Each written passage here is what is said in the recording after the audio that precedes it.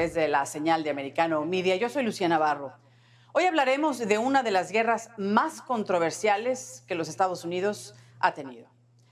20 años después de la guerra entre Estados Unidos e Irak, la historia ha puesto más de una visión sobre las causas de esa guerra. Algunos la llaman guerra ilegal. Ciertos críticos han dicho que la guerra estaba motivada por un cambio de régimen y no precisamente por la seguridad nacional en Estados Unidos y los derechos humanos. Estados Unidos empezó su operación militar en Irak el 20 de marzo de 2003 y aunque no tardó mucho en someter al régimen de Saddam Hussein, comenzó una lucha contra la insurgencia y una polarización política que perduran hasta el día de hoy. Pues quiero invitar a Sergio de la Peña a que nos acompañe. ¿Qué ha sucedido después de la guerra? ¿Dónde se encuentra Estados Unidos? ¿Y cuáles han sido las repercusiones políticas de esta guerra? Sergio de la Peña, bienvenido. Como siempre, es un placer tenerte y tener la experiencia de un analista político militar y de un ex vicesecretario de Defensa para Asuntos del Hemisferio en Estados Unidos. ¿Cómo estás, Sergio? Un placer, Lucía. Un placer estar con tu audiencia. La situación de Irak es algo que tiene que verse dentro del contexto del tiempo en que sucedió. Muchas veces lo que pasa es que uno empieza a analizar las cosas con la información que tenemos ahora, no la información que existía en aquel entonces.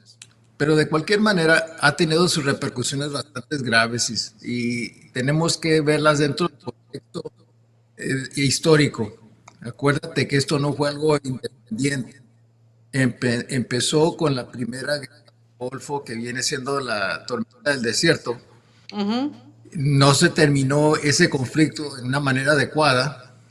Saddam Hussein quedó en el poder, nunca se rindió y después envenenó a parte de su población, los kurdos, y tenía la capacidad de controlar la seguridad interna y no tanto en contra de alguien afuera. Ahora, de eso se produce un malestar con Al-Qaeda, que decide que lo que se hizo desde Arabia Saudita no era aceptable. Entonces atacaron a los Estados Unidos por haber lanzado el ataque desde Arabia Saudita. Y luego de ahí empezó de desencadenarse todos estos eventos que estamos viendo hoy en día. Inicialmente el propósito de entrar era porque se sospechaba que Saddam Hussein tenía armas de destrucción masiva. Esas armas de destrucción masiva incluyen agentes químicos, biológicos y posiblemente hasta la capacidad de desarrollar una arma nuclear. Entonces, como bien hemos visto lo que había sucedido con los ataques del 11 de septiembre, uno no se podía dar el lujo de no proteger. Entonces, con ese pretexto fue que se entró a la guerra. Claro. Sí, dime. No, te iba a comentar, ahora que mencionabas la operación Desert Storm o Tormenta del Desierto, que fue en la época de George Bush padre, una de las versiones que se han manejado a nivel coloquial, ¿verdad? De lo que dice Radio Pasillo, como lo llamo yo, es que lo que hizo George Bush hijo fue terminar lo que empezó el padre y que no tuvo éxito el padre. Eso también tiene que verse dentro del contexto de lo que era la tormenta del desierto. Acuérdate que el propósito de la guerra era expulsar a los iraquíes de Kuwait. Saddam Hussein reclamando que era una provincia de Irak. Lo que realmente quería era el puerto al Golfo Pérsico que tenía Kuwait. Ya de que empezó todo eso, terminó con la salida de los iraquíes de Kuwait. Eso no duró mucho. La guerra duró como 100 horas y terminó, pero se quedó Saddam Hussein en el poder.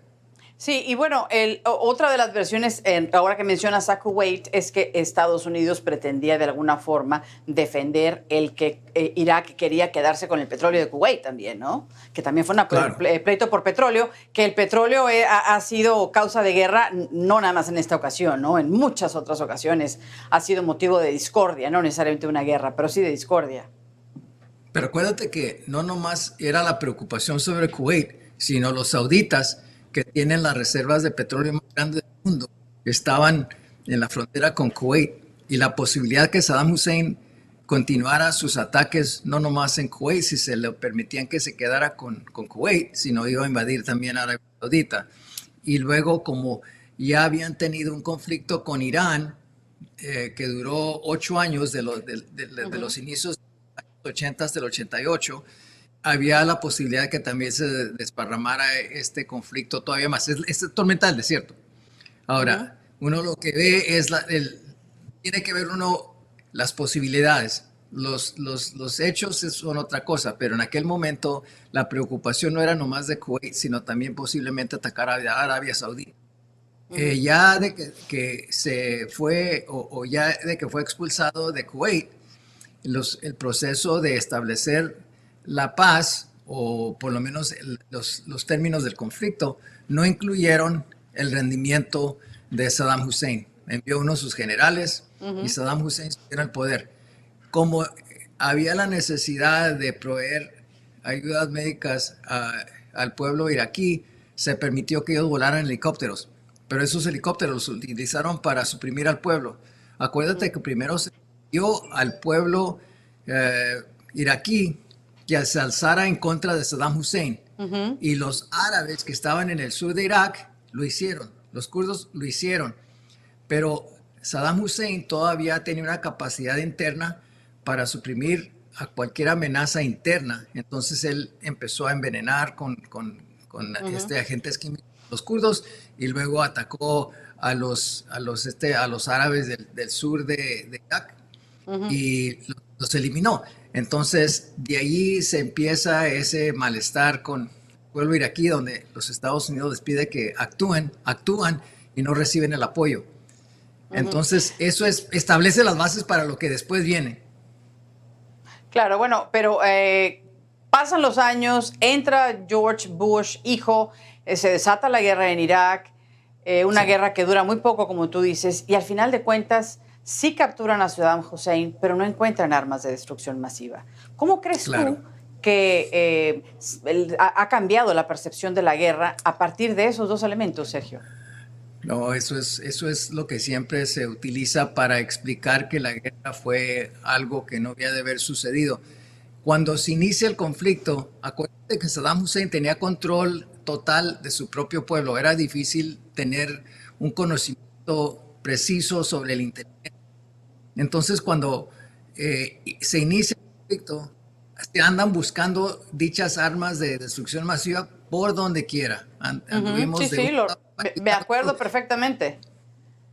y al fin de cuentas, ya después, ex post facto, se sabe que no existían dichas armas, por lo menos no en la capacidad que se pensaba, porque lo que decían en aquel entonces es que tenía la capacidad de agentes químicos para envenenar a décimos a miles de miles de gente.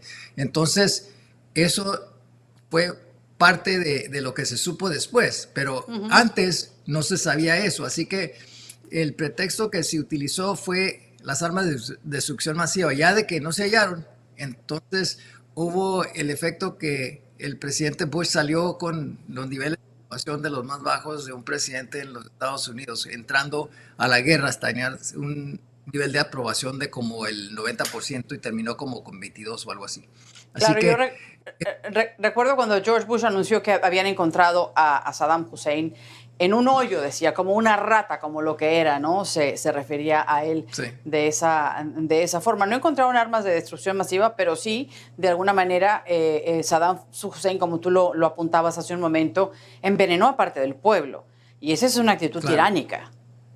claro, claro. Y yo tuve una plática con el general Sánchez, que estuvo como el comandante de las fuerzas en Irak, y él fue el que estuvo encargado de las fuerzas militares nuestras. en Irak cuando capturan a Saddam Hussein. Acuérdate que no fue algo que sucedió inmediatamente. Fue más de tardó un buen tiempo. buen tiempo, porque eso nomás indicaba el nivel de complejidad que existía en este país. Porque cuando primero invadimos, la invasión duró como 3 semanas. En 3 semanas entramos a Bagdad. Me quedan 30 segundos, Sergio. Perdón, me quedan 30 segundos. Había ese tiempo era muy breve, pero lo que pasa es que no había la suficiente cantidad de soldados para que mantuvieran el orden ya de que habían derrotado a las capacidades militares de Saddam Hussein.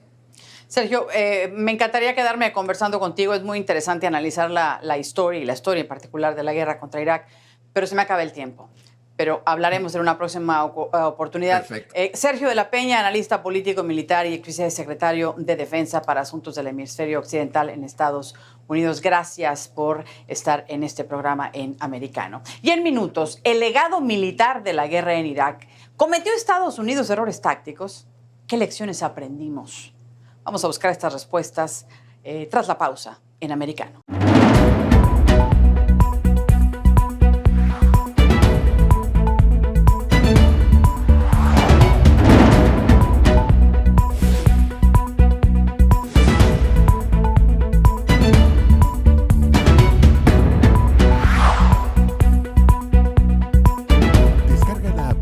Móvil de Americano para dispositivos Apple y Android. Encuéntranos además en Spotify, TuneIn, Amazon, Roku TV, Google TV, Fire TV. No olvides conectarte con nosotros en Instagram, Facebook y Twitter. Somos Americano.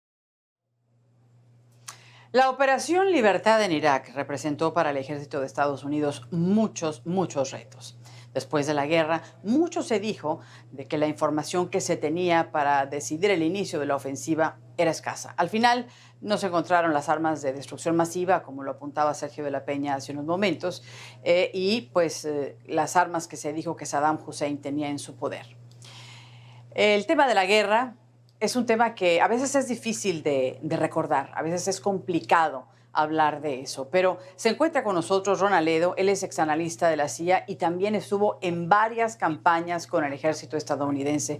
Sé que estuviste en Afganistán, Ron, estuviste en Irak, tengo entendido también, así que yo creo que tendrás mucha experiencia que aportarnos. Gracias por acompañarnos, Ron.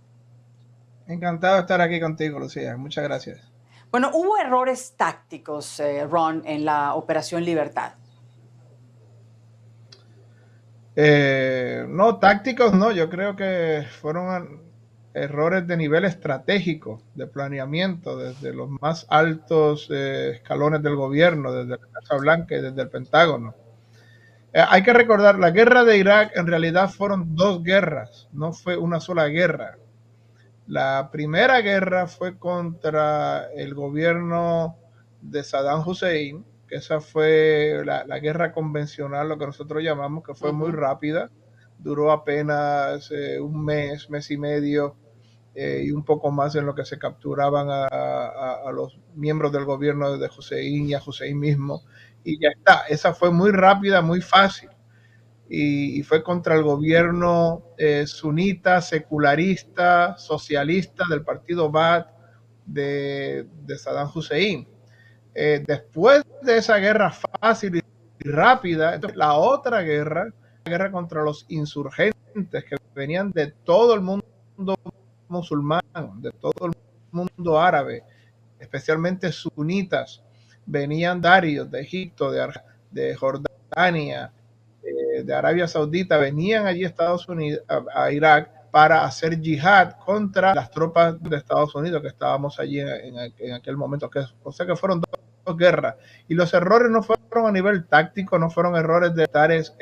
El primer gran error fue el error de la Casa Blanca, que estaba empeñado en invadir y se usa esta de las armas de destrucción masiva, que eran imaginarias, que no estaban allí, que no eran que no existían, y que Irak tampoco era ningún peligro ni para Estados Unidos, ni mucho menos. Y la segunda error táctico, estratégico, fue que el Pentágono no previó que se iba a necesitar un ejército de ocupación a largo plazo. Ellos pensaban que iba a ser simplemente contra el régimen de Hussein, se acababa el régimen de Hussein y ya está, todo el mundo feliz y contento, que no iba a haber una insurgencia. Ellos no se dieron cuenta que de verdad hubo una insurgencia de muchos años y de hecho la insurgencia se convirtió más adelante en lo que nosotros llamamos hoy día el Estado Islámico. O sea que fueron dos grandes errores estratégicos, pero no a nivel táctico, fueron a nivel estratégico desde la Casa Blanca. Sí, y fue una guerra entonces que no se planeó de la forma adecuada. Ustedes como militares, como vaya soldados que estaban en el frente de batalla en ese momento, ¿cómo se sentían ante un Pentágono que no había ni siquiera definido una estrategia adecuada para poder realizar una operación como esta? Bueno, de nuevo, fueron dos guerras. La primera guerra, la cortita, la sencilla, la fácil, esa sí se planeó muy bien, que esa era simplemente ir allí y derrotar al ejército de Hussein y tomar Bagdad. Esa guerra convencional de un ejército contra otro ejército, esa sí estuvo bien planeada y estuvo muy fácil. Aunque la excusa que se utilizó, las armas de destrucción masiva, obviamente era una falsedad, era una falacia, y que Hussein era un riesgo mundial y que iba a atacar a Estados Unidos, iba a atacar a Europa, eso es ridículo, eso era una falacia. La otra guerra, ahí sí que nos sentíamos bastante mal porque la otra guerra no la previó la Casa Blanca, el Pentágono. La otra guerra es cuando empezaron a llegar miles de insurgentes, de voluntarios, desde todos los países árabes, empezaron a llegar allí, a Irak, a hacer una guerra de insurgencia, a fuego lento, de guerrillas contra Estados Unidos, y obviamente pues nos sentíamos muy mal, nos sentíamos muy...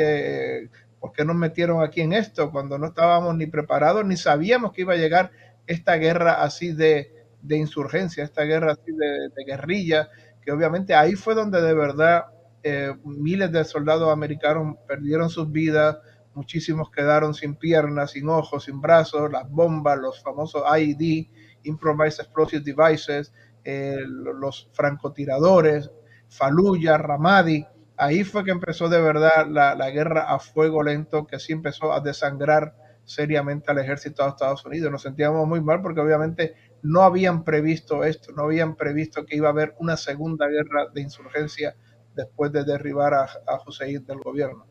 Y solamente puedo imaginarme el desánimo que tenían ustedes como militares y que, bueno, en estos casos la disciplina que ustedes se enfrentan en su entrenamiento, creo que los pudo haber mantenido a flote, pero imagino el desánimo que tenían los militares en ese entonces. Bueno, sí, estábamos bastante desanimados, estábamos bastante frustrados. Yo estaba con la primera división de caballería y mi división tenía la misión de apaciguar Bagdad y el plan que teníamos era un plan simplemente de ocupar y reconstruir, y ya está, reconstruir la sociedad civil y el gobierno iraquí. Pero no teníamos previsto luchar contra una insurgencia, contra un movimiento armado de insurgentes, de guerrilleros. Ni siquiera habíamos ido a Irak con nuestros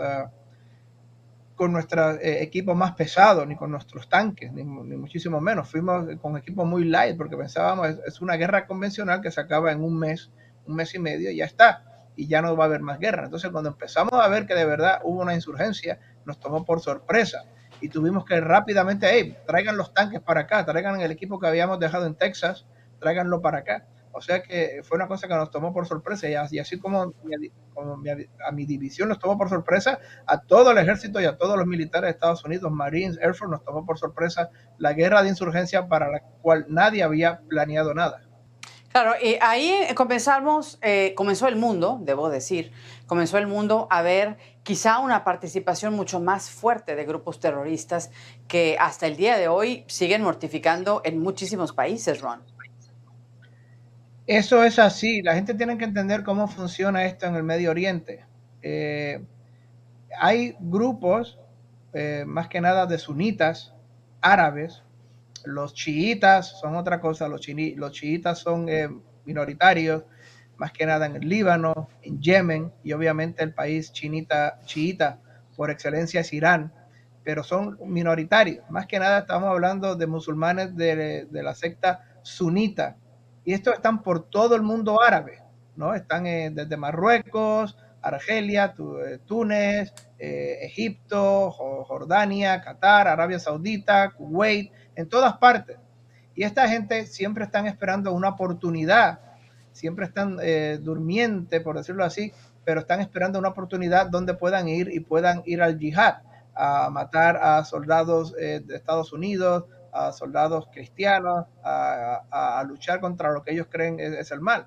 Entonces, en esta época, en el 2004, 2005, 2006, lo que vimos fue que empezaron a venir de todo el mundo árabe decenas de miles de voluntarios de todos los países árabes allí a Irak, precisamente para hacer una guerra de insurgencia, para ser voluntarios contra Estados Unidos. Y no solamente Al-Qaeda, sino también otros grupos y después también el Estado Islámico que se formó de este grupo.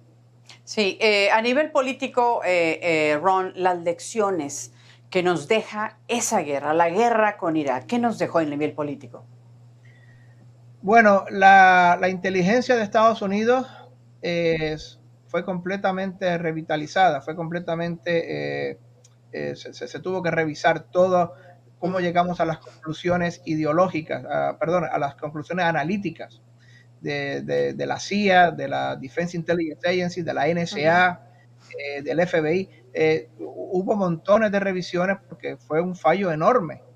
Claro. Y otra cosa también fue que las agencias de inteligencia, el fallo enorme de las armas de destrucción masiva que no estaban allí, es también para tratar de blindar o proteger a los analistas de inteligencia de la presión política, para que los políticos, el presidente, el vicepresidente, en este caso Cheney, no pudieran influir con su ideología, con su visión política, el trabajo profesional de los analistas. Eso fue, se cambió todo el sistema de análisis y se revisó todo el sistema de análisis para que no volviera a pasar otra vez el fiasco que pasó en el 2003 con las armas de destrucción masiva.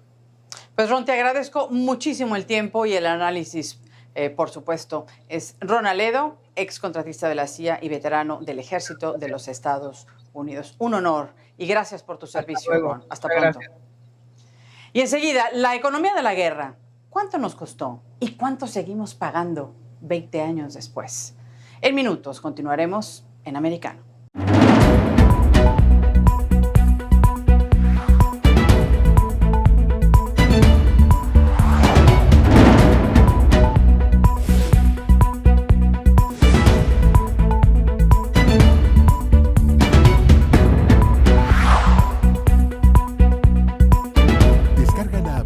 Móvil de Americano para dispositivos Apple y Android. Encuéntranos además en Spotify, TuneIn, Amazon, Roku TV, Google TV, Fire TV. No olvides conectarte con nosotros en Instagram, Facebook y Twitter. Somos Americano. Gracias por continuar con nosotros. Según un reporte sobre el costo de la guerra realizado en 2020 por la Universidad Brown, la guerra entre Estados Unidos e Irak le costó a los Estados Unidos unos 2 trillones de dólares, es decir, como 2,000 millones de dólares. Esto es $8,000 más o menos por cada persona que vive en los Estados Unidos. Este informe señala que la cantidad supera los presupuestos del Pentágono y de otros rubros del presupuesto federal. La guerra con Irak, a diferencia de otras, se financió mediante préstamos que representaron enormes pagos de intereses. Este informe de la Universidad Brown señala también que Estados Unidos ha gastado unos 6,400 millones de dólares en sus esfuerzos de la guerra contra el terrorismo. Es una cantidad enorme de dinero, el costo y el precio por el financiamiento es enorme, enorme también. Y para hablar de esto, de números y de costos sobre la guerra en Irak, nos acompaña el economista y analista Fabián Calle, conductor del programa de Americano Poder y Dinero. Qué gusto tenerte, Fabián. Bienvenido. Bien, muchas gracias por la invitación. Saludos a todos. Fabián, ¿qué representa para un país un costo de 2,000 millones de dólares para una guerra? Bueno, son 3 presupuestos militares completos de Estados Unidos. Estados Unidos está gastando en promedio unos 750.000 billones. Si uno lo proyecta, en la guerra de Irak se consumió 3 presupuestos completos anuales del Pentágono, ¿no? Si lo ponemos como un país, sería un Brasil y un poco más. Digamos, el PBI de Brasil, que es una de las 8 o 7 potencias económicas del mundo, volcados en una guerra no solo cara, sino a su vez inútil, ¿no? Uh-huh. Bueno, y esto es sin contar los intereses, lo que nos ha costado el financiamiento de esa guerra, ¿no? El financiamiento en gran medida, si uno ve la compra de bonos americanos por parte de China desde el 2012 en adelante, es el equivalente al costo de la guerra de Irak. O sea, China financió en el fondo, entre comillas, la guerra de Irak, cosa que geopolíticamente le era de gran interés porque tenía a Estados Unidos distraído y metido en una guerra inútil mientras ella seguía ascendiendo en el Pacífico. Hay una equivalencia casi absoluta entre los bonos que compra China desde el 2012 en adelante con el costo de la guerra de Irak. Algo parecido está pasando ahora con el caso de Ucrania. China compró 60.000 millones de dólares en bonos en los últimos 12 meses y la guerra de Ucrania le lleva costado a Estados Unidos 65.000 millones. China está haciendo el mismo juego. Sí, China está haciendo el mismo juego y apareció este actor que está dándole muchos dolores de cabeza a los Estados Unidos, ¿no? Porque está metida también por todos lados China. Así es. La guerra de Irak lo que hizo fue distraer durante más de una década, sea gobiernos de la administración Bush, cooptada por el movimiento neoconservador, y luego de la administración Obama, distraer lo que tendría que haber sido la prioridad, que era una estrategia inteligente sobre China en el Asia-Pacífico, y buscar un vínculo estratégico con Rusia con vistas a esa contención con China. Bueno, no se hizo. Bueno, las implicaciones económicas de una guerra son serias, eso a mí no me queda la menor duda, pero ¿cómo los estamos pagando ahora, Fabián?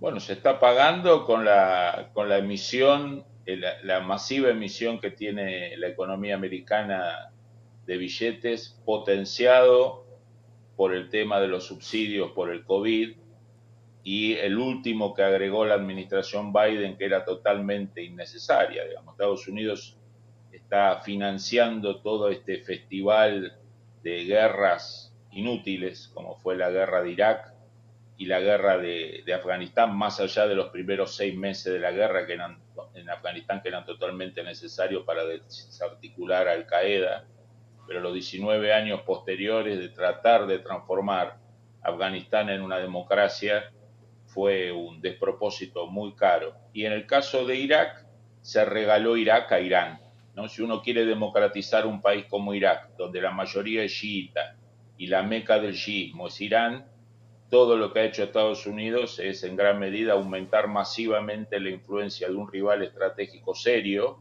muy serio, no como Irak en el 2003, a los ayatolas. Irán agradecido. China agradecido, Irán agradecido. El costo de la guerra entonces data desde George Bush hijo, en realidad, ¿no? Porque fue mucho más grande lo que se gastó con George Bush hijo que con George Bush padre en su primera incursión en Irak. Y continúa... La primera guerra de Irak, Estados Unidos no gastó $1. La financió básicamente Arabia Saudita, Japón y en menor medida algunos otros países del Golfo. Estados Unidos puso hombres y armas y sus aliados árabes y asiáticos pusieron la plata.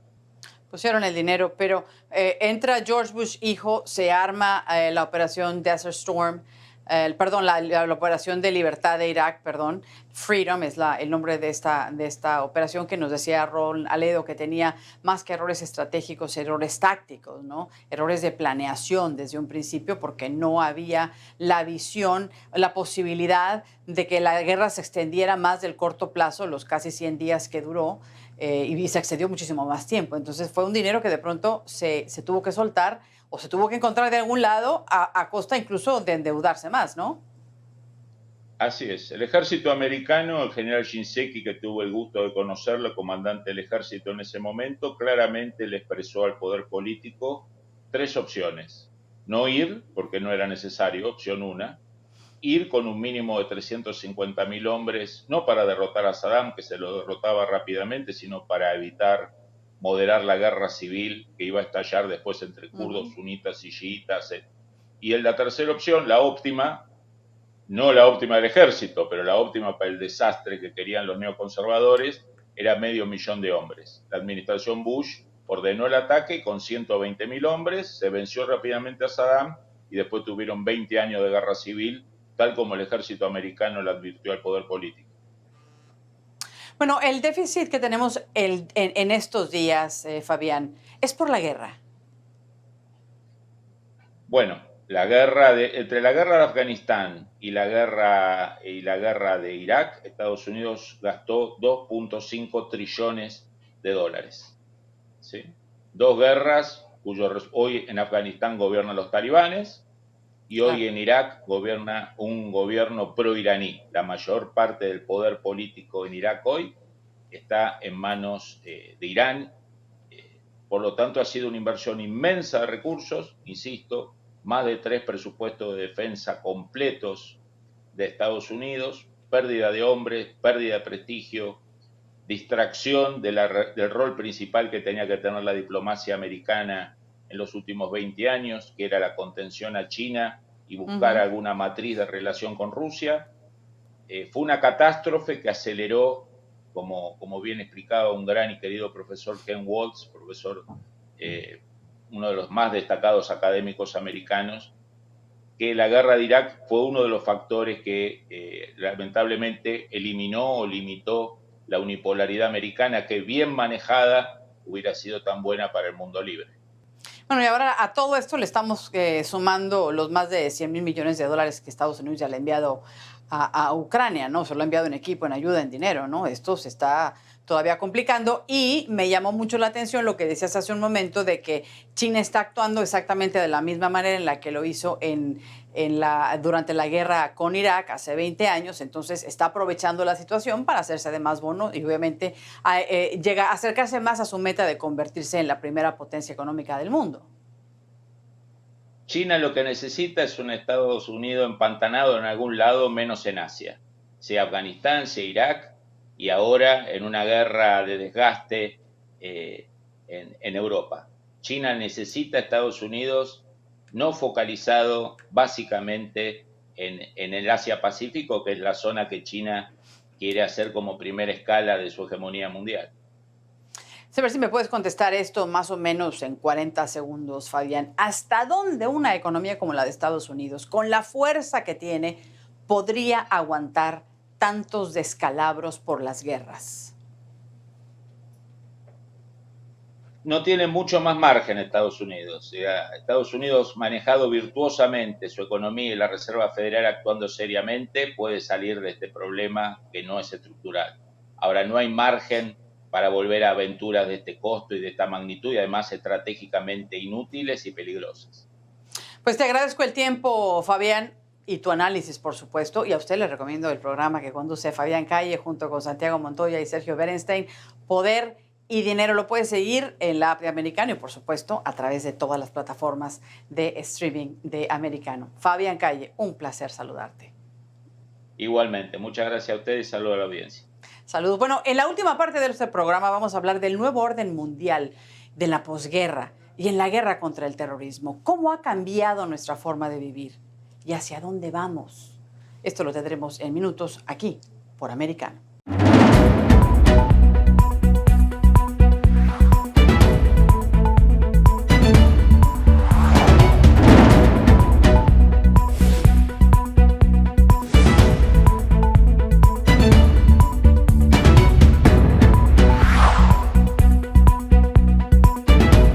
Descarga la aplicación móvil de Americano para dispositivos Apple y Android. Encuéntranos además en Spotify, TuneIn, Amazon, Roku TV, Google TV, Fire TV. No olvides conectarte con nosotros en Instagram, Facebook y Twitter. Somos Americano. Gracias por seguir acompañándonos. Ya hemos escuchado la versión de especialistas en diversas materias sobre lo que representó la guerra en Irak. Se habla de petróleo, de derechos humanos, de intereses de Estados Unidos, pero falta hablar más del terrorismo. ese que vino a cambiar la vida de todos y que aún hoy eriza la piel cuando se habla de Al-Qaeda, de ISIS y de otros movimientos radicales que han puesto en jaque a más de un gobierno. La percepción en todo esto es muy importante de considerar y está con nosotros el analista internacional Dan Kukauka. ¿Cómo estás, Dan? Siempre es un gusto recibirte. Bienvenido. Muchas gracias, Lucía. El gusto es mío de poder participar en tu programa. Gracias. Bueno, la captura de Saddam Hussein fue uno de los logros, si lo puedo decir de esa manera, de los logros de la administración que comenzó la guerra en Irak, la guerra de George Bush hijo. 20 años después de esta guerra en la que se perdieron muchísimas vidas, ¿cuál es el legado que podemos rescatar? Bueno, voy a permitirme disentir con la mayor parte del consenso político de que toda esta guerra fue un desastre, sin más consideraciones y un gran fracaso, porque hay que tener en cuenta que esta guerra se realizó en el marco de la lucha contra el terrorismo, la guerra contra el terrorismo que logró su fase más importante luego del 11 de septiembre, ¿no? Que comenzó con la invasión a Afganistán y continuó con esta invasión a Irak. Si bien Irak no estuvo directamente implicado en los atentados del 11 de septiembre, está muy claro que Irak era un gran promotor del terrorismo y no solo eso, sino que luego se demostró que Irak básicamente estaba inmiscuido en el corazón de la promoción del terrorismo a nivel mundial. En este marco se puede decir que la guerra con Irak logró triunfar en la guerra contra el terrorismo. No hubo más 11 de septiembre, no hubo más atentados de ese nivel en Estados Unidos y tampoco hubo organizaciones terroristas que lograran desestabilizar Occidente, que era su objetivo. Por supuesto, sabemos que surgió el Estado Islámico, nada más ni nada menos que como corazón de Al-Qaeda en Irak, que surgió para luchar contra la invasión norteamericana. Pero hemos visto que los principales líderes militares y políticos también del régimen de Saddam Hussein estaban en el corazón del Estado Islámico. Y el Estado Islámico, si bien tuvo una gran repercusión, fue en gran parte una continuación del régimen de Saddam Hussein. Por supuesto, responde a distintas vertientes más que se sumaron, pero sin duda esto es parte de la guerra contra el terrorismo y la derrota, que es parte de la situación en Irak, claramente la derrota del Estado Islámico ha sido clave para que, cuando vemos 20 años en perspectiva, se puede decir que la guerra contra el terrorismo, con subas y bajas, ha sido un éxito en el sentido de que no hay organizaciones terroristas fuertes como las que había en la época de Al-Qaeda al día de hoy. Eso sería un primer resumen de estas consecuencias. Por otro lado, creo que Estados Unidos, si bien gastó una considerable fortuna, recién escuchaba interesado en los 2 trillones de dólares que gastó en la guerra de Irak, hay que tener en cuenta qué hubiera pasado sin esta guerra. Quizás hubiera tenido que gastar mucho más en otras guerras. Y voy a casos concretos. Por ejemplo, gracias al titubeo, a la débil política en la retirada de las tropas norteamericanas de Afganistán, creo que claramente fue un gran incentivo para que Rusia invada Ucrania y los costos lo estamos pagando hoy. Lo mismo ocurrió con la invasión a Irak, que desestimuló una cantidad enorme de comportamientos agresivos. Sin extenderme mucho, Libia, el dictador Muammar Gaddafi, que estaba con un programa nuclear similar al que tiene hoy Irán, eliminó su programa nuclear y a partir de ahí comenzó su declive y bueno, luego terminó.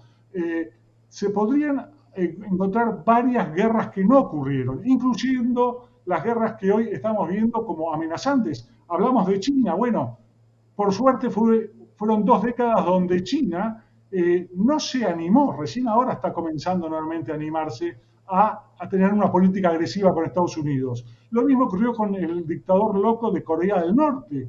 No invadió, no se desató una guerra nuclear con Corea del Sur como permanentemente está amenazando. Creo que todas estas situaciones, inclusive la guerra en Ucrania, hubiera comenzado mucho antes si Putin hubiera visto una debilidad o un triunfo de las agresiones de las zonas regionales. Entonces, creo que es fácil decir con el diario de ayer que fue un desastre porque fue muy costoso, porque hubo muchas vidas, porque todos los motivos que podemos, por supuesto, válidamente hablar de ellos, porque es muy válido hablar de ellos y que no es nada perfecto, pero se evitaron una cantidad de comportamientos geopolíticos en todo el mundo que fueron muy, muy beneficiosos para el mundo libre en particular. Uno de ellos que no he mencionado es que se estabilizaron los mercados energéticos en el mundo. ¿Qué hubiera ocurrido con un Saddam Hussein atacando a Arabia Saudita, con un Saddam Hussein atacando nuevamente a Irán? Por supuesto, luego de la invasión, el mundo tuvo 2 décadas básicamente de tranquilidad energética. Es más, los precios de la energía en el mundo fueron realmente a niveles ultra bajos, si se puede decir, si los actualizamos por inflación. O sea, ha tenido muchos beneficios que no eran los buscados y los que pueden justificar una invasión, pero hablando de geopolítica puramente dicha, ha tenido grandes beneficios, más allá de los costos tan fuertes que han sufrido los Estados Unidos, ¿no? A ver si en un minuto me puedes decir más o menos, un minuto y medio, ¿qué ha pasado con la hegemonía de Estados Unidos en el mundo? ¿Cómo es posible que sea China y no Estados Unidos quien ahora parece que está liderando la diplomacia en el Medio Oriente? Bueno, eso es sencillo, liderar una diplomacia entre autócratas, entre familias que son dueñas de países, cuyo apellido es el nombre del país, como en el caso de Arabia Saudita, y otra autocracia dictatorial como China. No es tan fácil hacerlo para una democracia que respeta los valores occidentales. O sea, hay mucha, en ese sentido, hay mucha mancomunidad de China con estos países. Pero por ahora tampoco se puede hacer gran cosa de estos anuncios porque no son más que anuncios de apertura de embajadas. Hoy en día Irán tiene una política muy agresiva, tiene tropas al día de hoy atacando a los estadounidenses en Siria, al día de hoy está ocupando partes en Yemen del Sur y al día de hoy muchas tropelías más en todo el Medio Oriente y el mundo exportando el terrorismo. Gracias. Y no se puede decir que esto vaya a cambiar.